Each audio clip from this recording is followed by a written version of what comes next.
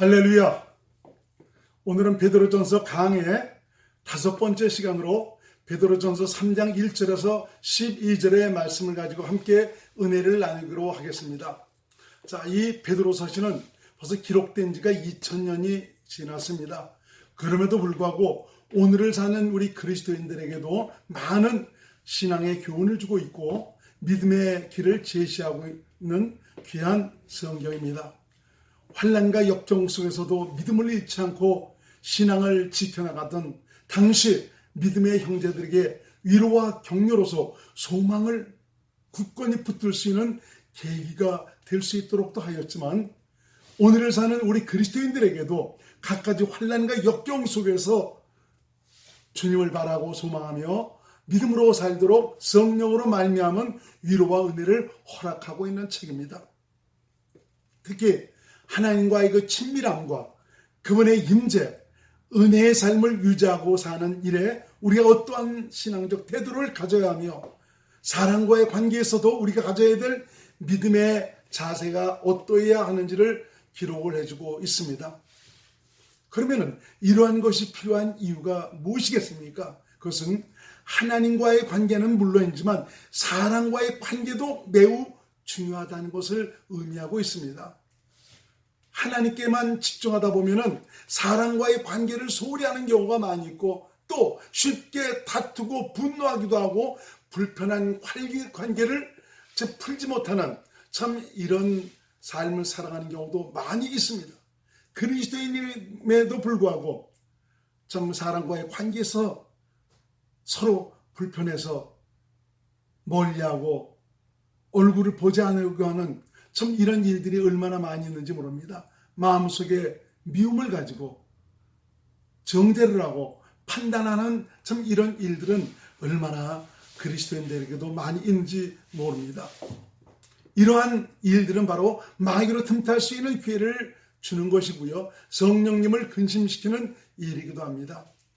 성령님을 근심시키거나 무시하거나 슬프게 하거나 거부하는 일은 우리의 신앙에 있어 전혀 도움이 되지가 않습니다. 왜 그렇습니까? 성령님은 우리 그리스도인을 그리스도인답게 주님을 닮아가도록 우리를 가르치시고 인도하는 분이기 때문에 그렇습니다. 성령의 가르침과 정말 인도하심, 그 도움을 받지 못한다면 온전한 그리스도인의 삶을 살 수가 없습니다. 신앙생활은 내 스스로 하나님의 말씀을 공부하고 배워서 내가 지켜서 그 하나님의 거룩함에 이르려는 그것이 아니고, 분명히 성경의 기록 하나하나 모든 것들은 다 소중하고 귀한 것이고 또 그렇게 살아야 되는 것이지만, 이제 우리 인간의 모든 죄를 해결하신 예수님께서 이제는 믿는 자 안에 오셔서 함께 사시고 있지 않습니까?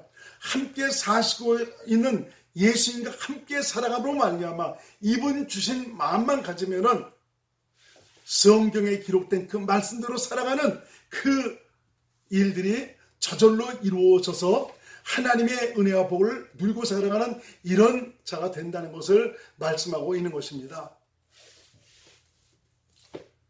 주님의 거룩함과 이 온유함과 그분의 성품을 나타내며 정말 믿음으로 주와 동행하기를 원하신다면 성령님과 동행하는 일에 최선을 다하기를 바랍니다.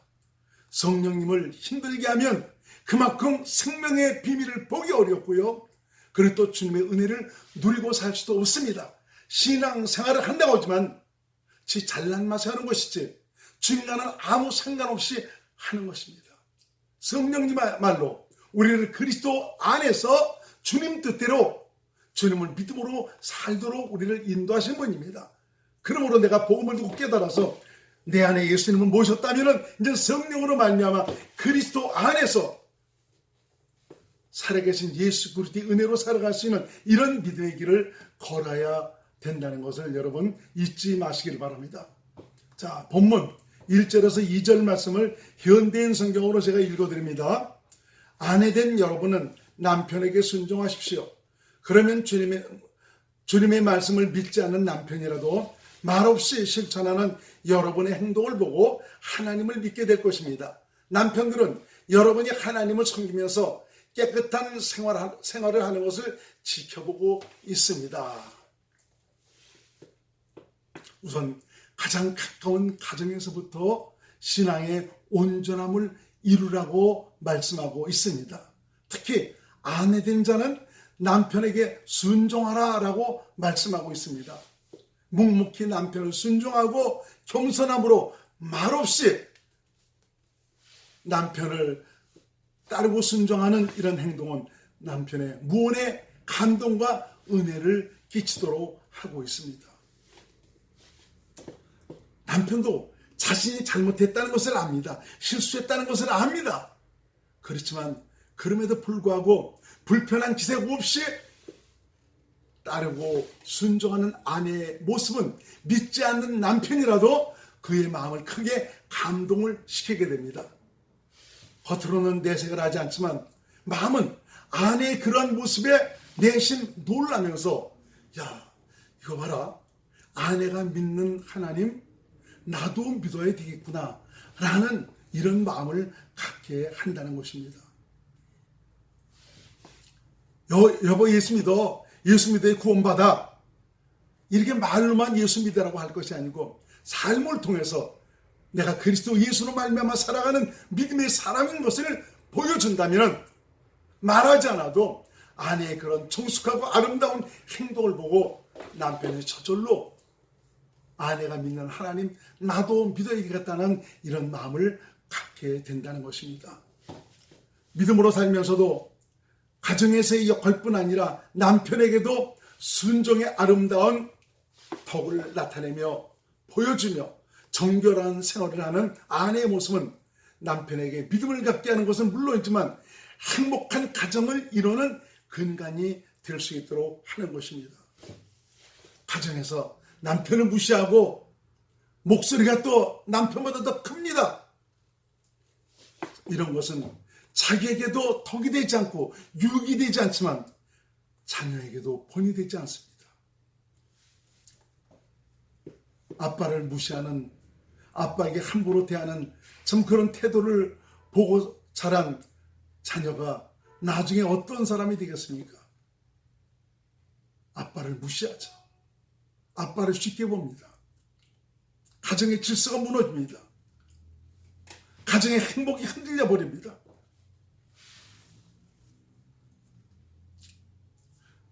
그리고 아내의 겸손함과 아름다운 그 믿음은 모든 사람으로 깊은 감동과 칭찬을 받도록 하고요. 이러한 모습은 가정을 밝히고 세상을 밝히는 생명의 빛이 되도록 합니다. 빛이신 예수님을 자신 안에 모신 정말 이런 믿음의 사람은 예수님의 거룩함과 착하고 진실하고 선함의 아름다움을 믿음으로 보여주고 살아갑니다. 마태복음 5장 14절에서 16절 말씀을 제가 읽어드립니다. 너희는 세상의 빛이라. 여러분, 우리 주님께서 말씀하시기를 너희는 세상의 빛이라라고 말씀하십니다. 그 빛이 누굽니까? 바로 여러분 안에 사시는 예수님입니다. 이 예수님을 보여주라는 것입니다. 나타내고 살라는 것입니다.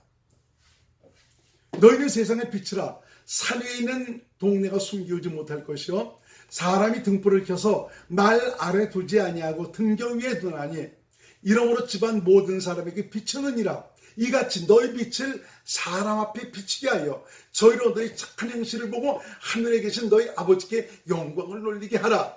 너희 빛을 비치신 예수님, 너와 함께 하신 예수님을 보여주고 나타냄으로 말미암아 정말 그분으로 살아가는 아름답고 거룩하고 선하고 착한 참 이런 모습들이 믿지 않은 자들에게도 영광이 될 수 있는 이런 삶을 살라고 말씀하고 있습니다. 자, 본문 3절에서 4절 현대인 성경으로 읽어드립니다. 여러분은 겉모양만 화려하게 꾸미지 말고 순하고 정숙한 마음가짐으로 속사람을 아름답게 하십시오. 그것은 하나님이 보시기에 매우 귀한 일입니다. 그리스도 안에서 자매된 아내들에게 계속 말씀하고 있습니다. 겉모양만 아름답게 하고 화려하게 꾸미지 말고 순하고 정숙한 마음가짐으로 속사람을 아름답게 하라. 믿음으로 산다고 하면서도 너무 외모에 치중하며 화려하게 자신을 꾸미는 그래서 그런 일에 관심을 갖는 이런 분들이 많이 있습니다. 겉으로 보이는 외모도 중요하겠지만 더 중요한 것은 속사람입니다. 속사람이란 어떤 사람을 가리킵니까? 바로 거듭난 사람, 하나님의 생명 안에서 나오는 그리스도의 마음으로 사는 사람, 이전에 살아가던 내가 아니라 변화받은 나, 주님과 생명으로 하나 되어 살아가는 그리스도의 마음으로 살아가는 나를 가리키고 있습니다. 겉모양만 아름답게 치장하느라 정작 성령의 가르침으로 그리스도의 마음을 갖고 사는 일을 도외시하지 말라는 것입니다. 그리스도의 마음으로 사는 자는 주님의 사랑과 겸손과 온유함과 정숙함이 삶 속에서 흘러나오게 되어 있습니다. 그렇다고 외모를 경시하지 말라는 그런 얘기는 아닙니다. 그리스도의 마음으로 살면 안이나 박이나 바로 그리스도에 의해 지배를 받기 때문에 모든 면에서 그리스도의 거룩함과 아름다움과 온유함이 묻어나오게 되어 있습니다. 자, 본문 5절에서 6절 말씀 현대인 성경으로 제가 읽어드립니다. 옛날 하나님에게 희망을 두었던 거룩한 여자들도 이와 같이 자기 남편에게 복종함으로 자기를 꾸몄습니다. 사라는 자기 남편인 아브라함을 주라고 부르며 그에게 복종했던 것입니다. 여러분도 사라를 본받아 어떤 일에도 두려워하지 않고 선한 일을 하면 그녀의 딸이 됩니다. 베드로는 그 옛날 하나님께 소망을 두고 살았던 거룩한 흔적을 남긴 여인들을 예를 들고 있습니다. 하나님을 바라고 소망했던 믿음의 여인들은 모두가 자기 남편에게 복종함으로 자신을 꾸몄다라고 말씀하고 있습니다. 여인이 남편에게 복종하고 순종하는 것은 바로 자신을 꾸미는 일입니다. 그러한 모습은 하나님 앞에 아름다운 일이 됩니다. 특히 아브라함의 아내 사라는 자기 남편을 주라고 불렀습니다. 그에게 복종하고 순종을 했습니다. 남편을 주라고 하는 것은 바로 나의 주인이라는 뜻입니다. 내 삶의 모든 권리가 남편인 당신에게 있다는 것을 고백을 하는 것입니다.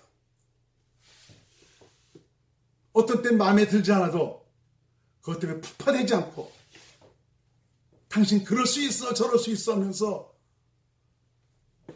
남편에 대해서 함부로 홀대하는 이런 언어를 쓰는 것이 아니라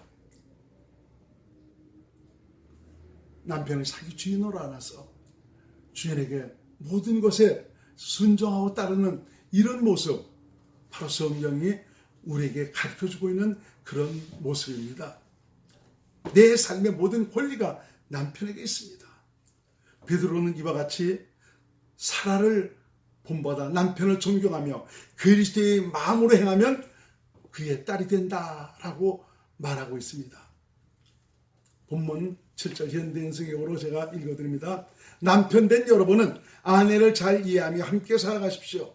아내는 더 연약한 그릇이며 은혜로 주시는 영원한 생명을 함께 누릴 반려자로 알고 소중하게 여기십시오. 이것은 여러분의 기도 생활에 방해를 받지 않기 위해서입니다. 그리스도 안에서 남편 된 자들에게 말씀하고 있습니다. 아내를 잘 이해하며 살아가라고 말하고 있습니다. 아내는 연약한 그릇이고 하나님의 은혜를 따라 영원한 생명을 누릴 반려자이기 때문에 더욱 소중하게 여겨야 된다라고 말씀하고 있습니다. 아내 마음을 불편하게 하고 심기를 상하게 하고 힘들게 하고 괴롭게 하는 이런 것들은 전혀 자신에게 유익이 되지 않습니다. 기도 생활에 방해가 될 뿐입니다. 가장 가까이 있는 내 아내의 마음을 저렇게 심사를 엉망으로 만들어 놓고 내가 하나님께 기도한다면 과연 하나님께서 그 기도를 들으시겠습니까? 벌써 여기에는 성령님을 거스리고 성령님을 소멸시키고 성령님을 무시하는 이런 행태가 있기 때문에 전혀 성령의 도우심을 받을 수가 없습니다. 성령의 도우심을 받지 못하는 기도는 온전한 기도가 될 수가 없습니다. 하나님은 성령으로 말미암아 빌바를 알지 못하는 우리의 모든 것까지라도 우리 주님께서 하나님의 뜻대로 기도하도록 도우시고 계십니다. 내 아내의 마음을 상하게 하는 이런 일은 성령의 마음을 근심시키는 일입니다. 성령을 괴롭게 하고 힘들게 하는 일이 됩니다. 가까이 있는 내 아내부터 그 마음을 푸근하게 해줄 수 있기를 바랍니다. 왜 그렇습니까? 아내는 하나님께서 허락하신 배필입니다. 하나님은 부부의 관계를 통해서 가정 천국이 이루어지기를 원하고 있습니다. 남편의 권위를 내세우느라고 아내의 심기를 불편하게 하며 함부로 다룬다고 해서 천국이 이루어지는 것입니까? 아닙니다. 에베소 5장에도 말씀하고 있지 않습니까? 예수님께서 자기 교회를 위해서 자기 몸을 드린 것처럼 너희도 아내 살아기를 제 몸과 같이 하라라고 말씀하고 있습니다. 내 몸 아끼듯 그렇게 사랑하고 품어주라고 말씀하고 있습니다. 성령으로 말미암아 그리스도의 마음으로 살게 되면 자신은 물론이지만 가정에도 하나님 나라가 이루어집니다. 성령으로 사는 참 이런 믿음의 사람은 아내를 힘들게 하거나 어렵게 하지 않습니다. 성령은 아가페 사랑을 공급해 주셔서 도리어 아내의 마음을, 남편의 마음을 더 푸근하게 해서 하나를 이룰 수 있도록 인도해 주고 있습니다. 여러분, 행복이라는 것은 만들어가는 겁니다. 어떻게 만듭니까? 성령의 가르침과 인도함을 통해서 그리스도 안에서 살 때 바로 하나가 돼서 행복을 만들어갈 수가 있는데, 이것을 위해서 우리가 생명의 삭수를 위해서 수고해야 된다는 것입니다.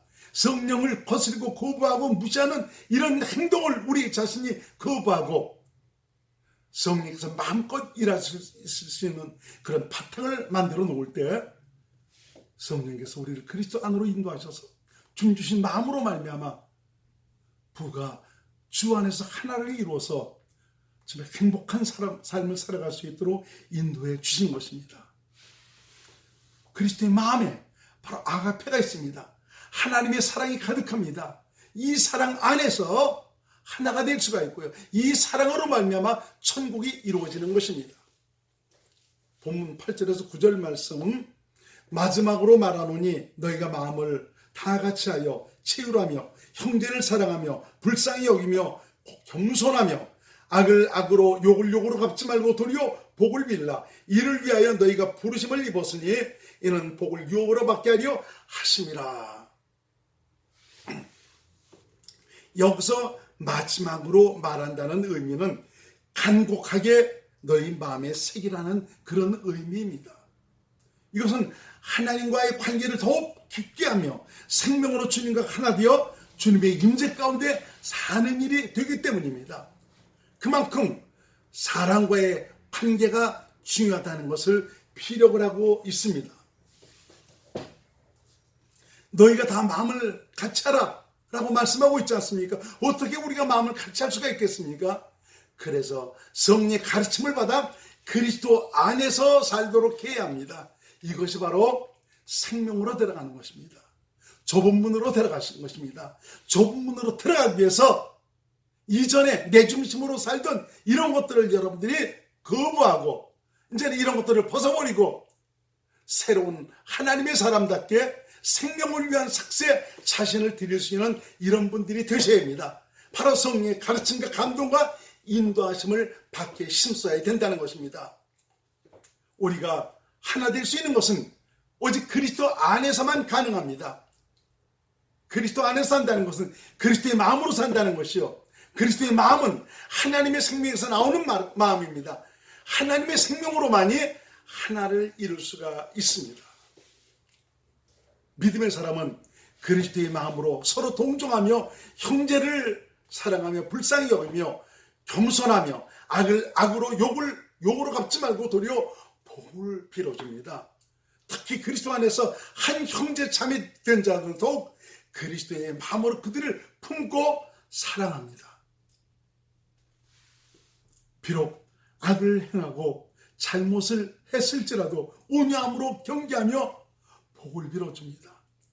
저들의 잘못 때문에 죄책감 때문에 벗어나지 못하는 이런 자들이 되지 말고 또 저 일 때문에 괴로워하지 말고 우리 주님 역사해 주셔서 성령으로 말미암아 다시 그리스도 안에서 주님의 자유를 누리며 살아갈 수 있는 귀한 분들이 될 수 있도록 도와주시기 바랍니다 하면서 저들을 위해서 온유함으로 참 기도하며 온전한 길로 돌아올 수 있도록 품어줍니다. 이것이 내 안에 사시는 예수님을 보여주고 나타내는 일입니다. 이러한 영광을 보여주기 위해서 저와 여러분들이 주님으로부터 부르심을 받았습니다. 이렇게 주님의 마음으로 믿음으로 행하는 자가 복을 유업으로 받게 됩니다. 더욱 주님과 동행하는 은혜를 누리게 됩니다. 여러분, 그리스도 안에 주님의 지혜와 지식의 모든 보호가 다 들어있습니다. 그리스도 안에 내가 믿음으로 살면 하나님의 그 모든 것들을 은혜로 누리고 살 수 있는 모든 것들이 다 들어있습니다. 본문 10절에서 12절 말씀을 제가 읽어드립니다. 그러므로 생명을 사랑하고 좋은 날 보기를 원하는 자는 혀를 금하여 악한 말을 그치며 그 입술로 괴어를 말하지 말고 악에서 떠나 선을 행하고 화평을 구하여 이를 쫓으라. 주의 눈은 의인을 향하시고 그에게는 저의 간구에 기울이시되 주의 낯은 악행하는 자들을 향하시니라 하였느니라. 진정 생명을 사랑하고 좋은 날 보기를 원하면 입술, 혀를 절제해야 합니다. 악한 말을 그쳐야 합니다. 입술로 괴어를 말하지 말아야 됩니다. 도리어 악에서 떠나 선을 행하고 화평을 추구해야 됩니다. 선을 정말 행하라는 말은 그리스도의 마음으로 살라는 말입니다. 그리스도 안에서 행하라는 말입니다. 주님이 나의 주시라면 입술도 행동도 주님께 맡기시기 바랍니다. 주님은 평화의 하나님이십니다. 지금 내 입술에서 나오는 그 언어가 나의 신앙의 현 주소입니다. 과연 내 입에서 어떠한 말이 지금 나오고 있습니까?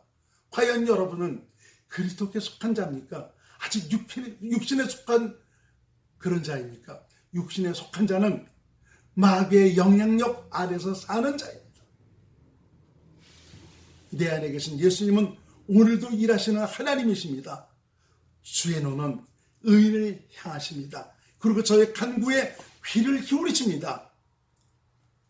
그리고 악을 행하는 자들은 대적을 하십니다. 여러분, 하나님이 대적하신다라고 말씀하고 있습니다. 얼마나 두려운 일입니까? 눈에 보이지 않는다고 하나님을 함부로 여겨서는 안 됩니다. 하나님께서 한번 일어나시면, 손을 드시면 엄청난 일들이 벌어지게 됩니다. 어떤 자가 의인입니까? 성령을 쫓아 그리스도의 마음으로 사는 자입니다. 내 안에 계신 주님을 믿음으로 사는 자입니다. 주님을 믿음으로 사는 자에게 하나님의 의가 나타납니다. 여러분, 진정 하나님의 의로 사시기를 바랍니다. 이 말은 바로 무엇입니까? 내 안에 계신 예수님, 이분을 보여주고 나타내며 살라는 말입니까? 어떻게 나타내고 보여줍니까? 주님의 마음으로 살면 됩니다. 이것이 하나님의 생명으로 사는 자입니다. 좀 어떤 분들이 실수하시는 좀 이런 분들이 많이 있더라고요. 아직도 선악의 가치관에 의해서 지배받는 이런 사람들이 많이 있습니다. 분명 하나님의 말씀은 어떤 것이 옳고 어떤 것이 그르다는 이것을 분명하게 말씀하고 있습니다. 어떤 것이 잘못되고 어떤 것이 복받는 길인 것을 분명히 말씀하고 있습니다. 그래서 내가 정말 하나님의 그 선하고 의롭고 거룩한 이런 뜻을 내 스스로가 지게 행하려고 하는 이런 모습, 악을 버리고 그렇게 살려고 하는 모습은 선악의 가치관을 따라 살아가려고 하는 그런 모습입니다. 선악의 가치관을 어떻게 내가 가지게 되었습니까? 죄 졌기 때문에 그렇습니다. 선악과를 먹었기 때문에 내 안에 율법이 새겨졌습니다. 선악이 새겨졌습니다. 여러분 이런 것도 생각해 보셨지 않습니까? 애국 운동은 분명히 좋은 일입니다. 이 나라를 위해서 좋은 일입니다. 그렇지만 그 애국 운동이라는 자체도 엄밀히 따져보면 그 가치관은 어디서 흘러나온 것입니까? 선악의 가치관에서 흘러나왔습니다. 그리스도의 마음에서 흘러나온 것이 아닙니다. 하나님의 생명 안에서 흘러나온 것이 아닙니다. 내 안에 계신 주님께서 당신을 나타내신 그런 일들이 아닙니다. 그리스도인들이 분명히 분별을 할 줄 알아야 됩니다. 선악의 가치관으로 살아가는 것 좋습니다. 참 그렇게 성경에서 말하고 있는 대로 정말 그런 나라가 이루어진다면 정말 행복한 나라가 되고요. 복을 받을 수 있는 그런 나라가 될 수가 있습니다. 그렇지만 우리 인간은 그렇게 할 수가 없다는 것입니다. 믿음이 바로 뭡니까? 내가 할 수 없는 것을 내 안에 계신 예수님께 맡기는 것입니다. 예수님은 일하게 하시는 것입니다. 어떤 분은 그럽니다. 기도만 하면 다 하냐고, 다 되는 거냐고. 여러분 기도는 하나님이 우리에게 명하신 것입니다. 기도는 하나님께서 일하실 수 있는 수단입니다. 얼마나 주님을 믿지 못하면, 내 안에 계신 주님의 구원의 은총을 누리지 못하면 기도하면 다 되냐는 이런 식으로 얘기를 합니까? 참 그분의 신앙 상태를 한번 돌아봐야 됩니다. 당신은 지금 율법의 가치관, 선의 가치관으로 살고 있습니까? 하나님의 생명으로 살고 있습니까? 그리스도의 마음으로 살고 있습니까? 주님을 믿음으로 사는 자는 하나님의 의가 나타납니다. 이 말은 바로 뭡니까? 그리스도의 마음으로 행하니까 주님께서 나타나신다는 말입니다. 주님의 거룩함이, 온유함이, 선하심이, 의로움이 나타난다는 말입니다. 자, 오늘의 그 말씀들은 모두가 사람들과의 관계에 대해서 말씀을 드렸습니다. 그만큼 우리 신앙생활에 있어 사람과의 관계가 얼마나 중요한지를 가르치고 있습니다. 진정 온전한 믿음으로 사는 사람은 하나님과의 관계는 물론이지만 사람과의 관계도 아름답습니다. 이는 내 안에 계신 예수님을 믿음으로 주님과 동행하기 때문입니다. 신의 성품에 참여한 자로서 거룩함이 여러분의 삶을 통해서 흘러나오시기를 주의 이름으로 축원드립니다. 아무쪼록 주님의 기쁨이 되어 우리 주님께 영광이 되는 복된 믿음의 삶이 될 수 있기를 주의 이름으로 축원을 드립니다. 할렐루야.